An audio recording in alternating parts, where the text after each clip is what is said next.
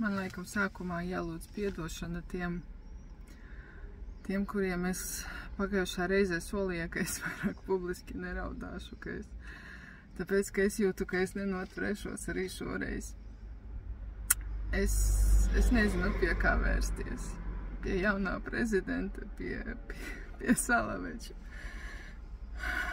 Ko uzrunāt? Es uzrunātu jebkuru, kurš varētu šo te apstādināt un kaut kā palīdzēt. Es tikko biju pie vienas Daugavpils ģimenes.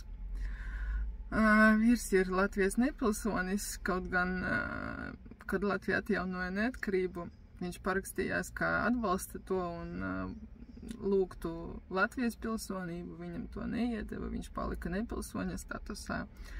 Viņa sieva, kas ir dzimusi Baltkrievijā 2009. gadā, finansiālo apstākļu dēļ pieņēma Krievijas pilsonību.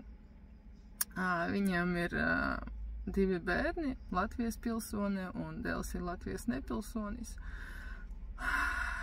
Kad viss šis sākās, viņa gada sākumā aizgāja mācīties latviešu valodu, jo saprata, ka neiztiks bez valsts valodas pārbaudes, kad gan viņa ir vecā apliecība no 90. gadiem, ka viņa nokārtoja latviešu valodu uz augstāko kategoriju. Bet pēc tam, kad nebija prakses, nebija darba, dzīvoja Daugavpilī, latviešu valodu nelietoja un tad aizgāja uz kursiem, lai iemācītos no jauna burtiski.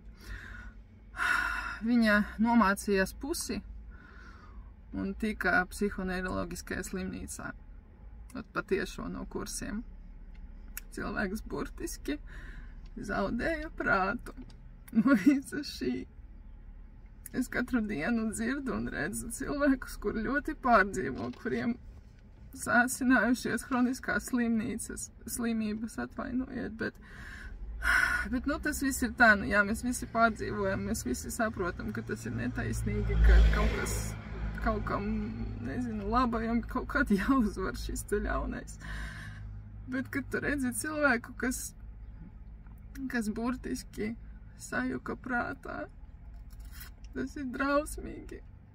Es ļoti vēlētos jums viņu parādīt. Bet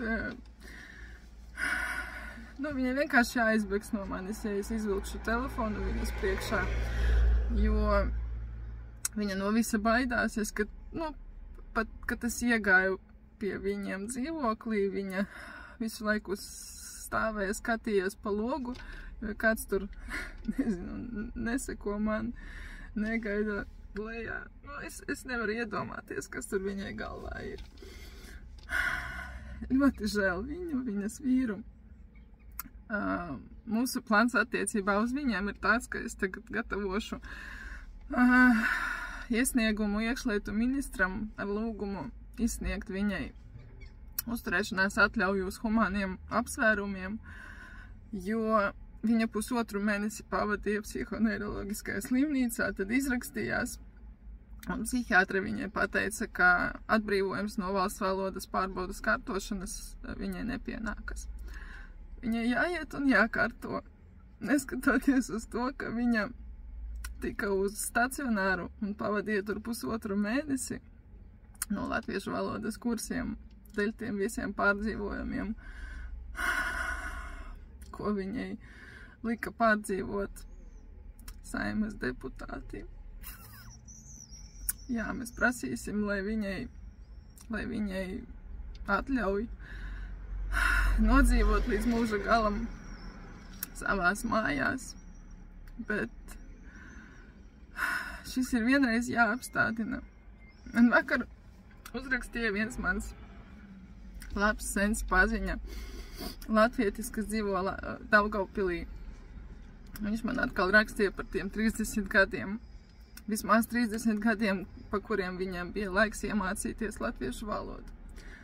Draugi mīļie, labi, viņam bija 30 gadi, bet viņi pa šiem 30 gadiem nevienu likumu nepārkāpa, kad vienkārši dzīvoja savā pilsētā un uzturējās tādā, krieviskajā vidē. Viņi nav par tajā vainīgi vai kaut kā par to vainojami tagad. Nu, un kā nu nebūtu, nu, fakts ir tāds, ka viņi neiemācījās pat tiem 30 gadiem, viņi nerunā latviski, un ko tagad šos te vecos, slimos, vājos, prātā jūkušos cilvēkus par to sodīt? Tas nav humāni. Lūdzu, lieciet viņus mierā. Mana paudze, mani bērni, mēs runājam. Protams, es teikšu, kā ir mūsu attieksme pret latviešu valodu. Nav tā labāka. Ja jūs paši latvieši izliekat to visu tā, ka latviešu valoda vairs nav saskarsmes līdzeklis, tā ir kaut kāda pātaga. Tas ir kaut kāds